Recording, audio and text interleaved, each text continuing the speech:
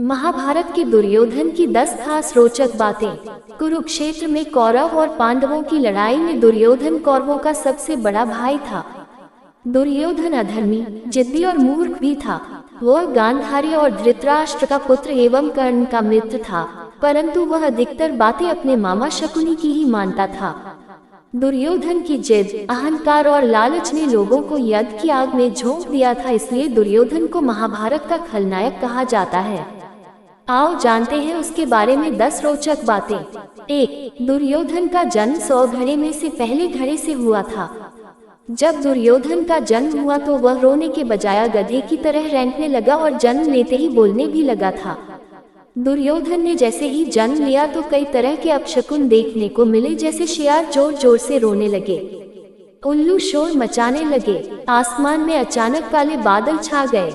इन घटनाओं को देखकर विदुर ने कहा कि ये अपशकुन बता रहे हैं कि यह पुत्र हस्तिनापुर के विनाश का कारण बनेगा, इसे त्यागने में ही भलाई है।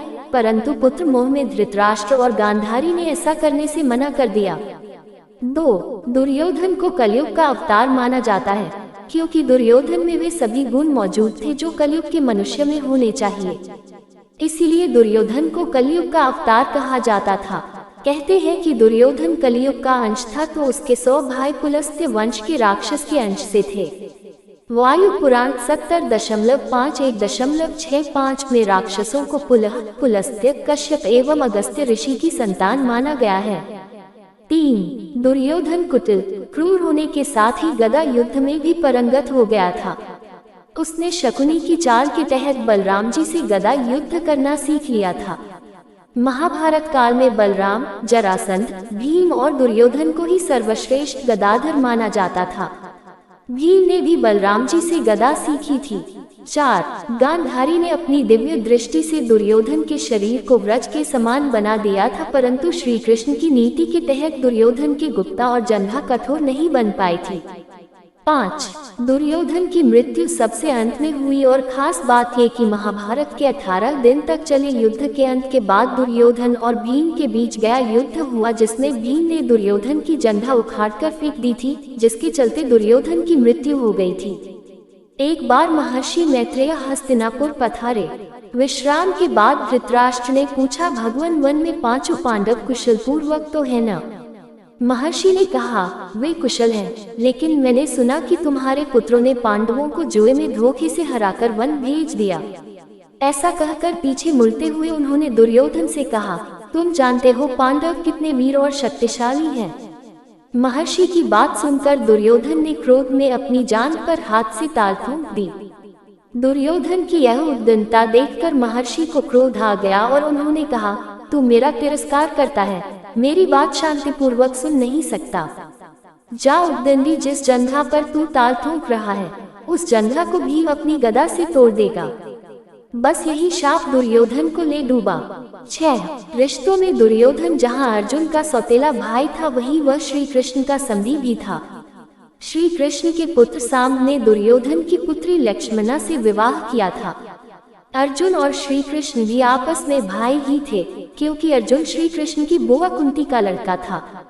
लेकिन अर्जुन ने जब श्री कृष्ण की बहन सुभद्रा से विवाह किया तो वे उनके जीजा भी बन गए थे। 7. दुर्योधन ने पांडवों को मारने के लिए सबसे पहले भीम को जहर देकर नदी में फिंकवा दिया था, लेकिन भीम बच गए थे।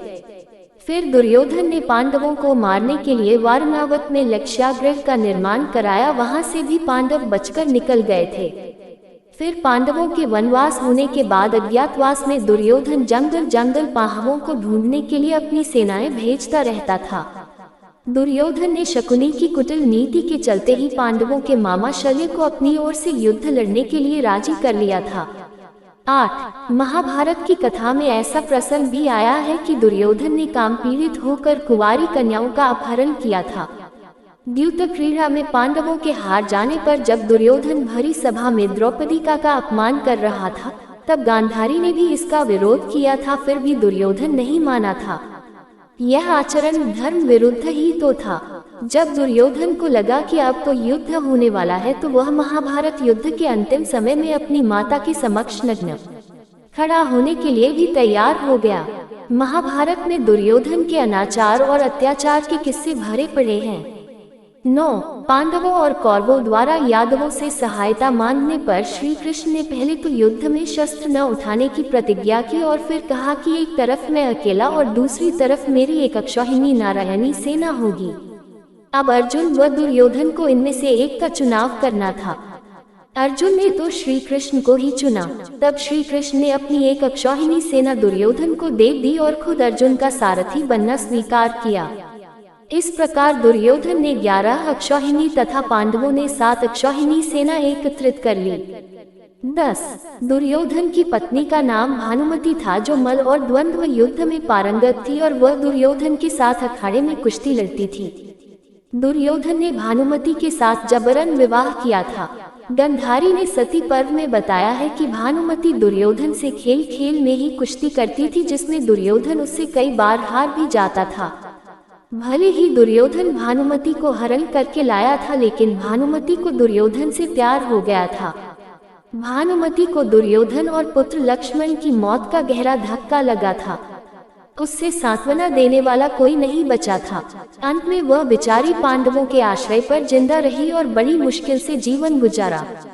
दुर्योधन की बहन का नाम दुश्शला था, जिसका विवाह सिंधु नरेश जयद्रथ से हुआ था। 10. कौरवों की सेना सभी तरह की शक्तिशाली थी। एक से बढ़कर एक महारथी थे, परंतु फिर भी सभी हार गए और इसका एकमात्र कारण दुर्योधन ही था, क्योंकि उसने सही समय पर सही निर्णय नहीं लिया और कई तरह की गलतियां की।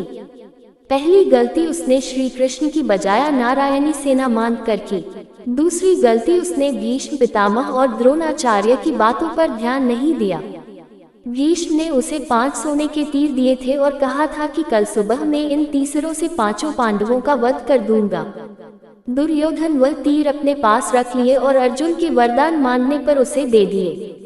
चौथी चूक उसने कर्ण से कहा कि घटोत्कच को मार दो, और कर्ण ने अपना अचूक अमोघ अस्त्र घटोत्कच पर चलाकर अपनी शक्ति खो दी।